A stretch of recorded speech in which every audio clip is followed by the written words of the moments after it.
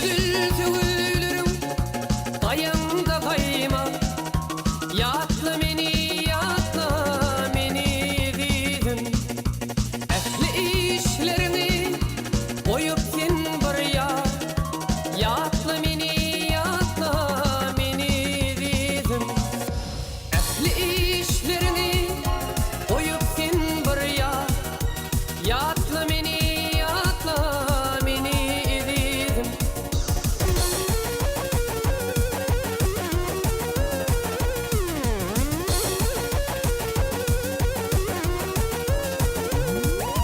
İyi gelin baharlan soğuk şağlatı. Penceremin doluplar kakanna. Düşüp yüreğime yağışım yağması. Yatla meni dedim. Düşüp yüreğime yağışım yağması. Yatla meni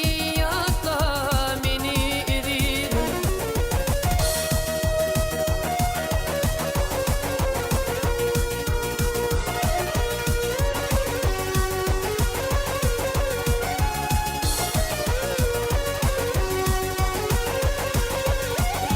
Aynı akşamına arzu olmayım. Meni atlap kaçan da pencere. Ya da hak yanında aşkınla ayım. Yatla meni dedim. Ya da hak yanında aşkınla ayım.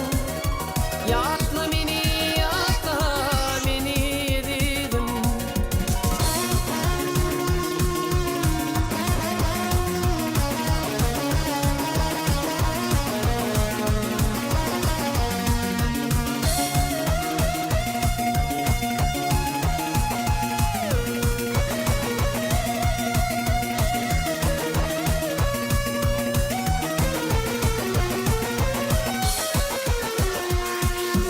Anlatmanı toyuna uğran badana.